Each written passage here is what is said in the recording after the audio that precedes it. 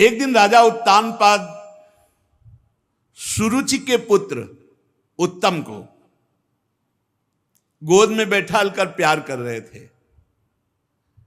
अगर उत्तम न माने तो रुचि रही नहीं जाएगी। अपनी रुचि को श्रेष्ठ मानने के कारण ही, मान्यता देने के कारण ही दुर्गति होती है। वो उत्तम को दुलार कर रहे थे तो ध्रुव जी राजा के समीप गए, महाराज उत्तानपाद के, और ऐसे 5 वर्ष के बालक थे, ऐसे हाथ उठाया कि पिताश्री हमको भी गोद में ले लें। अब ये सुरुचि के खिलाफ हुई ना, कि जहां मेरा पुत्र वहां सौत का पुत्र कैसे। घमंड में भरी हुई सुरुचि ने देखा कि प्रयत्न कर रहा है पिता की गोद में बैठने के लिए, दाह भरे शब्दों से हाथ पकड़ा, इसे झिटिक दे, तू इस सिंहासन पर बैठने का अधिकारी है। हां माना तू महाराज का बेटा है तो क्या हुआ, लेकिन मेरी कोख से तो नहीं पैदा हुआ ना, सौत की कोख से पैदा हुआ है। तो अभी नादान है, तुझे पता नहीं कि सिंहासन पर बैठने के लिए मेरी कोख से पैदा हुए पुत्र का ही अधिकार होगा। ये दुर्लभ इच्छा तेरी पूर्ति होने वाली कभी नहीं। और झिटिक दिया ध्रुव को। एक बात सुरुचि के मुख से बहुत अच्छी निकल गई।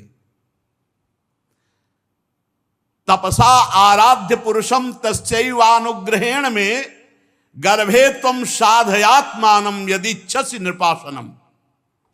भगवान जब कृपा करते हैं तो प्रतिकूलता मिलती है, और प्रतिकूलता भगवान की तरफ बढ़वाती। विपत्ति, दुख, अपमान, प्रतिकूलता, ये भाग्यवान को जब मिलती है तो भगवान की तरफ बढ़ते हैं, और अभागी को जब मिलती है तो इसी में डूब जाता है। ऐसे अपमानित करना छोटे बालक है, तू पिता की गोद में बैठने का अधिकारी नहीं, क्योंकि तू दूसरी माता के गर्भ से, माना तू राजा का पुत्र है, लेकिन मेरी कोख से जन्मे तब तू अधिकार प्राप्त करेगा। तपसाराध्यम पुरुषम तस्यैवानुग्रहेण में, जा परम पुरुष भगवान की आराधना कर और उनकी कृपा मना, और फिर मेरे गर्भ से जन्म ले, तब इस सिंहासन पर गोद पे बैठने का अधिकारी होगा। ध्रुव जी को बहुत बुरा लगा मां का व्यवहार। अंदर अब बालक हैं, कुछ कह नहीं सकते, रो दिया, और बहुत ही हृदय में कष्ट हुआ कि ऐसा कैसे, मेरे भी पिता हैं, मेरी भी मां तो इनकी रानी है। ऐसा कटुवचन महाराज भी सुन रहे हैं, कुछ बोल नहीं रहे। और सुरुचि तो कड़वा बोलकर झिटक ही दिया। महाराज की मुख की तरफ देखा ध्रुव जी ने, एक शब्द नहीं।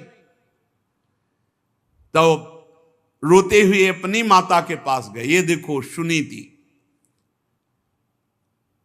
शिशक शिशक कर रोकर मां से लिपट गए। मां ने गोद में उठा लिया। क्या हुआ बेटा? तो जदासी थी, वो बोली कि ऐसी ऐसी घटना घटी, सुरुचि जी ने ऐसा ऐसा बर्ताव किया। महाराज कुछ बोले नहीं। बहुत धीरज टूट गया सुनीति जी का। देखो, विपत्ति भगवान की प्राप्ति कराने वाली है। वो बहुत से शोक में, क्योंकि महाराज बात भी नहीं करते थे और कम से कम बेटे को दुलार कर लेते। बेटे का अपमान तो रुदन को बहुत रोका कि अगर हम रुदन करने लगी तो मेरा बेटा तो धैर्य ही टूट जाएगा। आंसुओं को अंदर ही रोक करके कहा, बेटा पहली बात तो यह है कि जो तुम्हारा अमंगल करे उनका कभी अमंगल नहीं सोचना चाहिए। ये सुनीति, ये नीति है। जो तुम्हारा अमंगल करे उनके लिए भी अमंगल नहीं सोचना। धन्य है मां जो ऐसा उपदेश कर रही। बेटा, जो दूसरों को दुख देता है उसको अंततो गत्वा दुख भोगना पड़ता है। ये सुनीति। तुम उसके दुख की कामना मत करो, वो खुद भोग लेगा। उमा क्षमा सापौते भारी, अपने कर्म जाय अपकारी। अपकार, अवहेलना, दुख, प्रतिकूलता, निंदा, अपमान करने वाले के लिए तुम कुछ मत सोचो।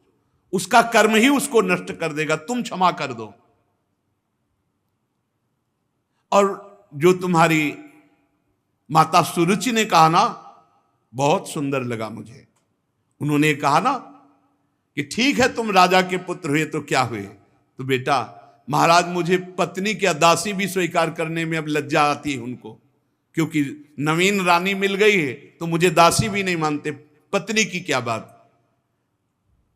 पर बेटा एक बात तुम्हें बहुत अच्छी मां ने कही कि तुम भगवान नारायण की आराधना करो, तो यह बात हमें बहुत अच्छी लगी।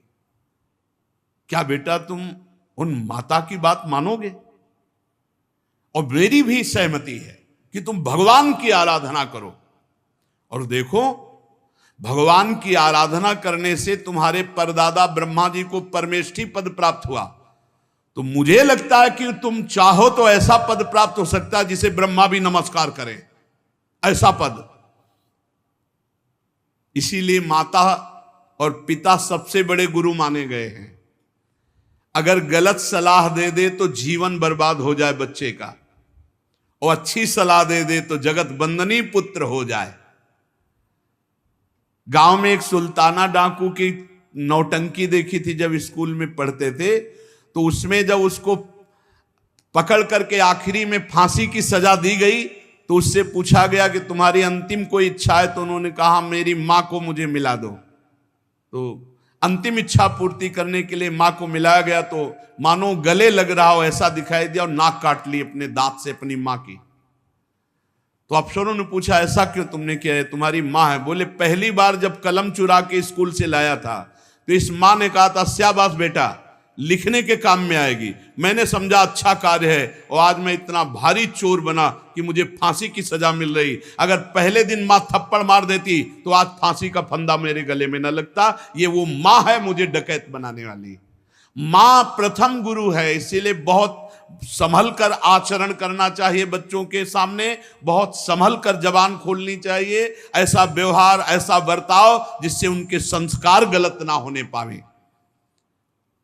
सुनीति जी ने कहा तुम्हारी मां ने बहुत ठीक कहा कि भगवान श्री हरि की आराधना करके, तो आराधना शब्द पर ध्यान दो बेटा। तुम देखो तुम्हारे दादा स्वयंभू मनु स्वयं बड़ी बड़ी दक्षिणा वाले यज्ञों से भगवान की आराधना करते रहते हैं और अलौकिक पदवी को प्राप्त हुए, अलौकिक सुख को प्राप्त हुए।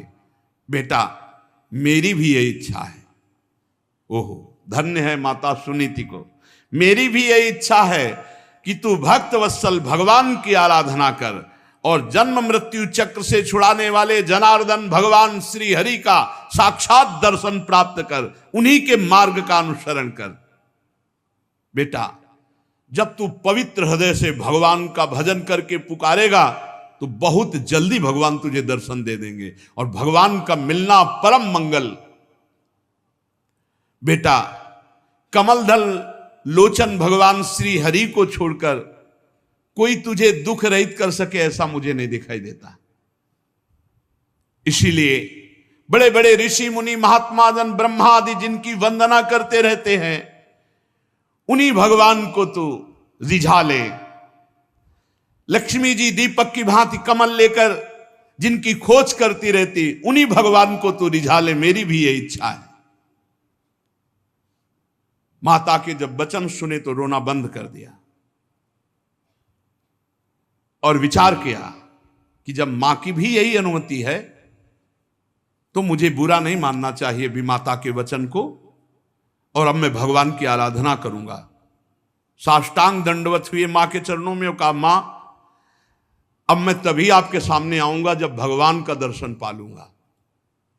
प्रणाम किया। 5 वर्ष के बालक ध्रुव जी हैं और भगवान की प्राप्ति के लिए राज्य से निकल पड़े। जब कोई भगवान की प्राप्ति के लिए चलता है तो गुरु की अत्यंत आवश्यकता होती है। बिना गुरु के भगवत प्राप्ति असंभव, असंभव। चाहे शिव बिरंच सम होई, गुरु बिनु भवनिधि तरह न कोई। बिना गुरु के परम गुरु देवर्षि नारद जी उसी समय आ गए। नारदस तदुपाकर्ण्य ज्ञात्वा तस्य चिकीर्षितम स्पृष्ट्वा मूर्धन्य पाणिना प्राह विस्मितः। ध्रुव जी को ऐसे दुलार कर ले, कहा जा रहे हो राजकुमार, कहा जा रहे हो? देवर्षि नारद।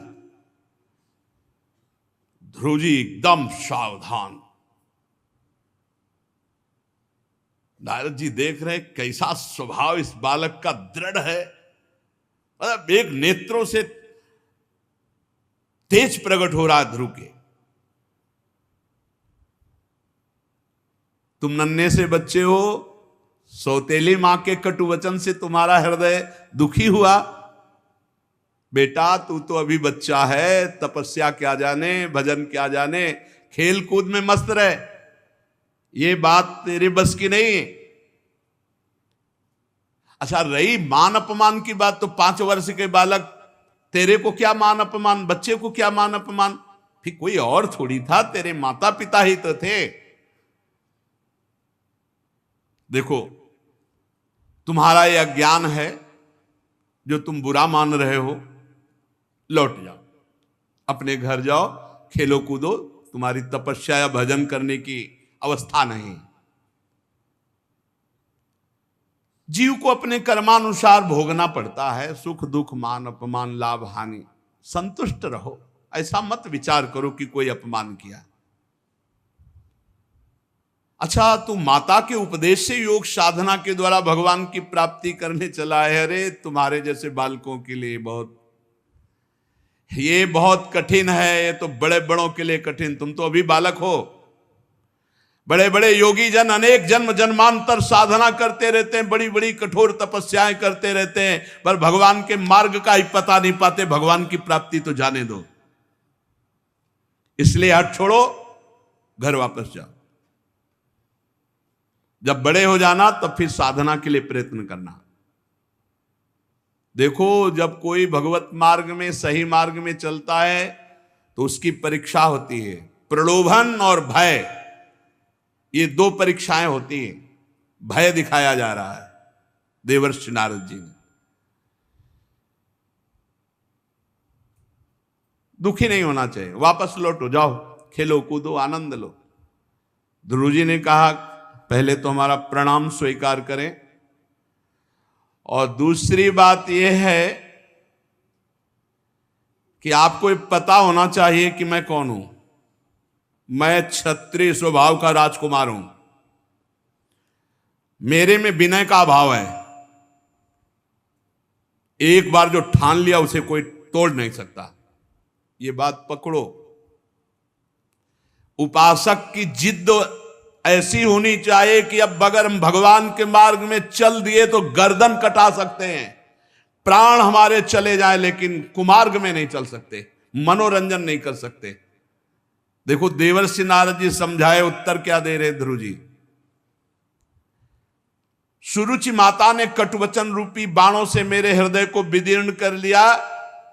हे देवऋषि, आपके उपदेश वहां तक नहीं पहुंच पा रहे। ब्राह्मण, मैं आपके सामने नियम लेता हूं, मैं उस पद पर अधिकार करूंगा जो मेरे बाप बाबा को भी नहीं प्राप्त हुआ। बाप उत्तानपाद, बाबा स्वयंभू मनु, परमेष्ठी पद भी जिसे नमस्कार करता है वो ध्रुपद है, आज भी विराजमान है। मैं त्रिलोकी में सर्वश्रेष्ठ पद पर, क्या निष्ठा है, क्या निष्ठा है।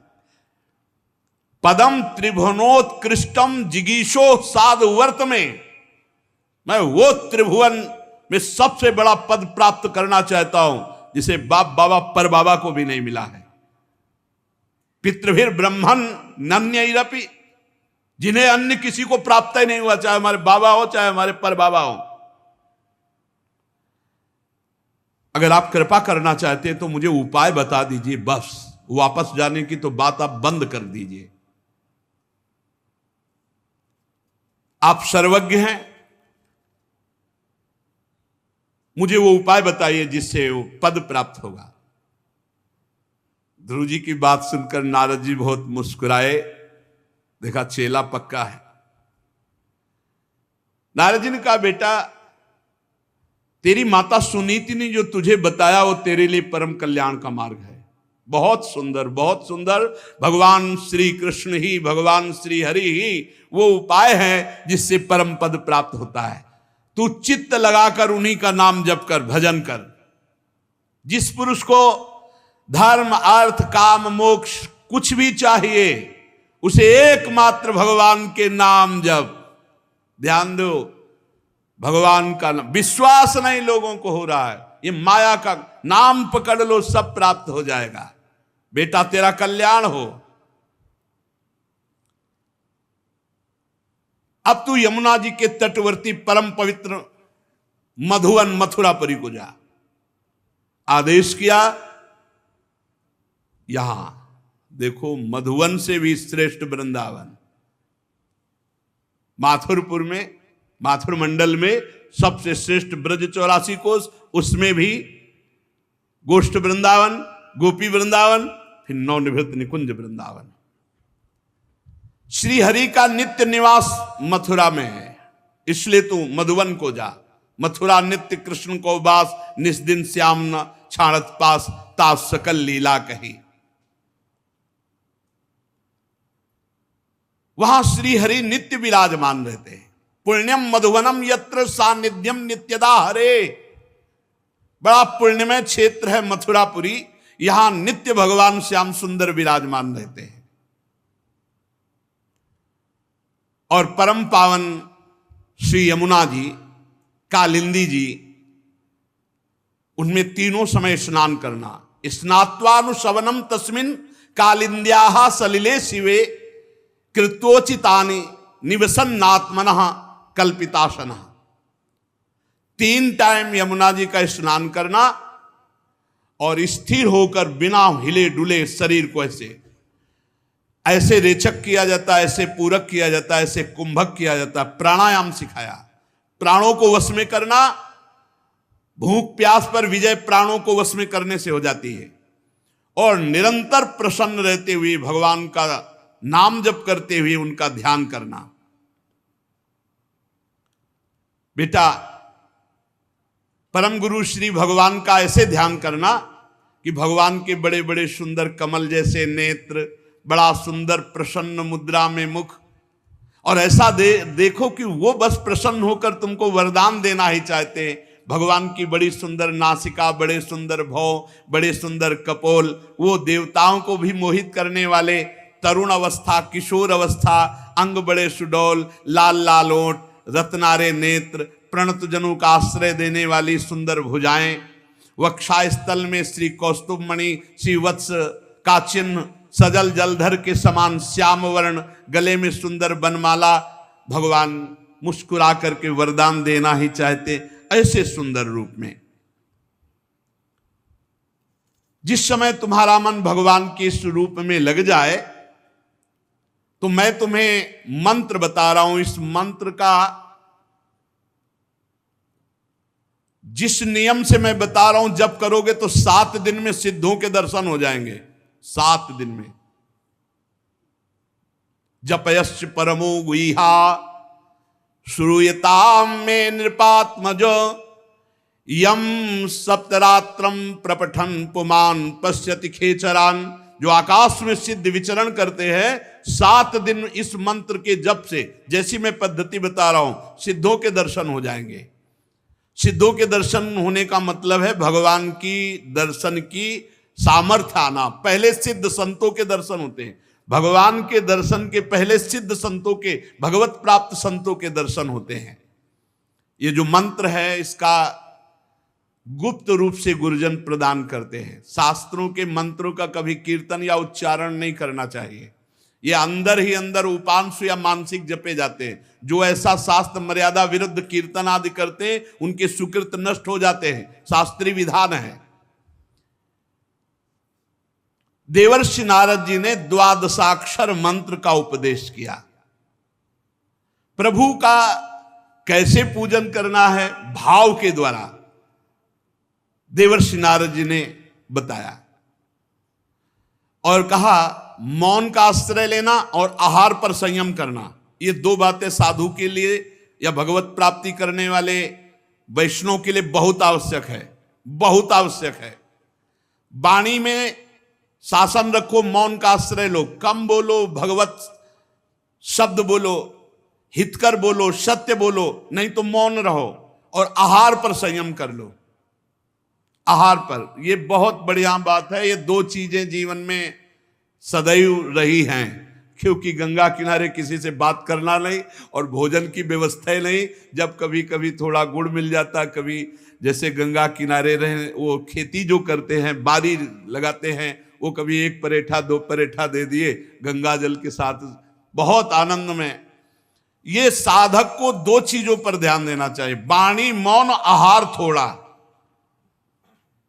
देखो आप व्यास है, जैसा कर लो कर लो, एक एक कवल कम करते जाओ, कम होता जाएगा, और एक एक कवल बढ़ाते जाओ तो पेट बढ़ता जाएगा, चर्बी बढ़ती जाएगी, भजन वजन तो होना नहीं। फिर भोजन नीरस, भजन सरस, और भोजन सरस तो भजन नीरस। नारद जी ने उपदेश किया कि भगवान की सबसे बड़ी पूजा क्या है? मौन रहना और आहार को बहुत लघु रूप में करना, और निरंतर भगवान के इस मंत्र को और इसी मंत्र से भाव के द्वारा पूजन करना। इस प्रकार जब हरि का मन वाणी शरीर से पूजन होगा तो तुम्हारा हृदय पवित्र हो जाएगा। निश्चल भाव से जब भगवान का ये द्वादशाक्षर मंत्र जब करोगे तो भगवान बड़ी जल्दी आकर आपको दर्शन देंगे। गुरुदेव ने मंत्र दिया, साधन बताया, भगवान का रूप। श्री ध्रुव जी ने नारद जी की 4 परिक्रमा की गुरुदेव की, धन्य है। देखो भगवत मार्ग में चले तो गुरु मिल गए। साष्टांग दंडवत प्रणाम किया और उनके चरण चिन्ह से रज माथे पे लगाई। ध्रुव जी के ऐसे गुरुदेव दुलार कर रहे हैं, जाओ बेटा, निश्चित भगवान श्री हरि मिलेंगे। नारद जी को उपदेश पाकर ध्रुव जी ने प्रणाम करके रज लेकर के उनका आशीर्वाद लेकर मथुरापुरी की यात्रा की, मधुबन की। नारद जी महाराज उत्तानपाद के महल में पहुंचे, उन्होंने बड़ी पूजा की आराम से। नारद जी ने कहा, तुम्हारा मुख सूख रहा है, किस विचार में पड़े हो? क्या कमी आ गई जो तुम्हारा मुख सूख रहा है? महाराज उत्तानपाद। तो राजा ने कहा, महाराज अब मुझे बड़ा पश्चाताप हो रहा, मैं निर्दयी हूं। हाय, 5 वर्ष का नन्हा सा मेरा बच्चा मेरी गोद में बैठना चाह रहा था, मैंने कुछ नहीं बोला और इसने बहुत कटु वचन बोलकर निकाल दिया। हाय हाय,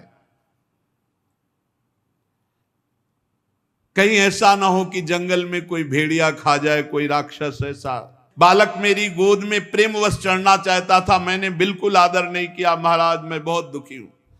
नारद जी ने कहा, तुम उसके लिए चिंता मत करो, कोई साधारण बालक नहीं है, उसके रक्षक स्वयं भगवान श्री हरि हैं। कोई भेड़िया और राक्षस उसे देख भी नहीं सकता। तुम उस बालक के प्रभाव को नहीं जानते हो, उस बालक का प्रभाव त्रिभुवन में फैलने वाला है। वो बालक बड़ा समर्थ है, जिसे बड़े बड़े लोकपाल नहीं कर सकते, उस काम को बालक पूरा करके शीघ्र तुम्हारे पास आएगा और तुम्हारा यश बढ़ेगा, क्योंकि तुम उसके पिता हो।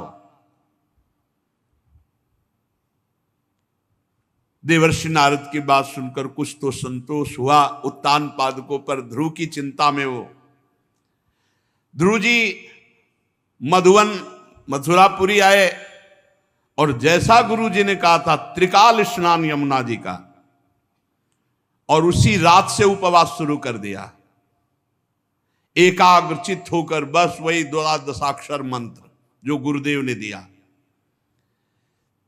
3 रात्रि के अंतर में शरीर निर्वाह के लिए एक कैथा का एक पेड़ होता है, इतना बड़ा फल होता है, ऊपर बड़ा कठोर होता है और खटमिठा सा अंदर इतना गूदा होता है। बस एक गूदा, एक फल का गूदा 3 दिन 3 रात व्यतीत होने पर, फिर इसके बाद 3 दिन 3 रात व्यतीत होने पर एक बेर इतना बड़ा फल होता है। वो ऊपर से उसमें कुछ होता है, अंदर केवल गुठली होती है, गुठली हटी हो थोड़ा सा, इतना होता है। इसके बाद 1 महीना व्यतीत किया ऐसे, 3 दिन में एक कैथा, 3 दिन में एक बेर, ऐसे। दूसरे महीने में बेर और कैथा भी छोड़ दिया।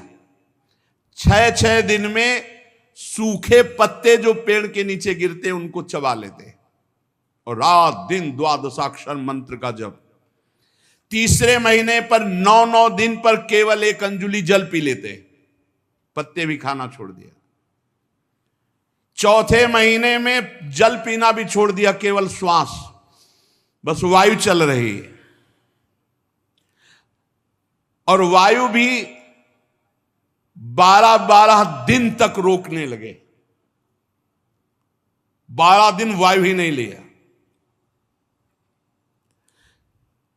पर बहुत विचित्र, 5वें महीने में श्वास को जीतकर एक पैर केवल खंबे केवल खड़े होकर के, जैसे खंबा, ऐसे एक पैर केवल, दोनों हाथ ऊपर उठाए, श्वास को रोक लिया, मन को खींचकर परमात्मा में पूर्ण स्थित, श्वास बंद।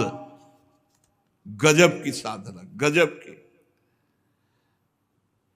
जे ही पर ब्रह्म की धारणा करके श्वास बंद करके हाथ उठाए, 12 दिन तक श्वास ले, त्रिभुवन कांप उठा। जैसे ध्रुव जी ने श्वास रोक करके समाधि भाव से, तो पृथ्वी कांपने लगी, त्रिभुवन में हाहाकार मच गया, बड़े बड़े देवता, लोकपाल, ब्रह्मादि भयभीत हो गए। श्वास सबकी रुक गई, सबकी। ध्रुव जी ने अपनी रोकी तो सबकी रुक गई। अन्य जीवों का सब श्वास प्रश्वास रुक गया। लोकपाल घबरा कर ब्रह्मा जी सहित सब हरि की शरण में, भगवान सृष्टि का नाश हो जाएगा। सबकी प्राणवायु रुक गई, अभी अभी एक क्षण में सब मर जाएंगे। आप दुख से छुड़ाए, भगवान ने कहा डरो मत, ये कोई अनिष्टकारी बात नहीं। उत्तान पाद के पुत्र ध्रुव ने मुझ विश्वात्मा में चित्त को लगाकर अपनी श्वास रोक ली, तो सब विश्व की श्वास रुक गई, क्योंकि भगवान विश्वात्मा है। मैं अभी निवृत्त करता हूं इस तप से। सब देवता लोग अपने अपने लोग को, भगवान तत्काल गरुड़ पर चढ़े और मथुरापुरी आ गए। गरुड़ की जो गति है वो मन से भी बढ़कर है। जैसे मन, आप बंबई गए तो 1 सेकंड के भी कम हिस्से में बंबई पहुंच जाएगा, इससे भी ज्यादा तीव्र गति गरुड़ भगवान की है। वहां पहुंच गए, देखा बिजली की तरह कांति है ध्रुव की, चमकते हुए, अब परम पवित्र, दे दीप्यमान। इधर ध्रुव जी जो ध्यान कर रहे थे भगवान का, वो अंतर ध्यान हो गया, घबरा गए। जे भी नेत्र खोला तो जो अंदर ध्यान कर रहे थे बाहर भगवान विराजमान। ओ, सामने खड़ा प्रभु को देखकर प्रेम अधीर हो गए। 6वें महीने में भगवत साक्षात्कार। जब भगवत मिलन की चाह लगती है तो नहीं खान पान ते भावे है, नहीं कोमल वसन सुहावे है, सब विषय लगे ते खारा है, हरि आशिक का मग्न आरा, हाय हाय मच जाता है। और फिर ऐसा अनुभव होने लगता है, आज भगवत साक्षात्कार होगा, आज विश्वनाथ जी मिले, आज मन अति हरस जनावन ते ही, आज देखी हो परम स्नेही। और भगवान निहाल कर देते हैं। ध्रुव जी ने सामने देखा जो अपने ध्यान का विषय प्रभु थे, वो सामने गरुड़ ध्वज भगवान गरुड़ पर विराजमान है। साष्टांग दंडवत भगवान के सामने ध्रुव जी प्रेम अधीर होकर लौट गए। भगवान कूद पड़े गरुड़ जी से, जैसे मां अपने बालक का ऐसे ध्रुव जी को उठाकर भुजाओं से कस ले, मानो मां बरस रही ले, जैसे मुख से चूमना, नेत्रों से करुणा बरसाना, हृदय। ऐसा थोड़ी होता है कि भगवान कोई ध्यान में मिल गए तो हम होते हैं भगवत साक्षात। भगवान ऐसे मिलते जैसे आप बैठे हो, बस लगन, तीव्रता, चाह, कहो सो कहां जहां प्रभु ना यूं यहीं बैठे देख रहे हैं।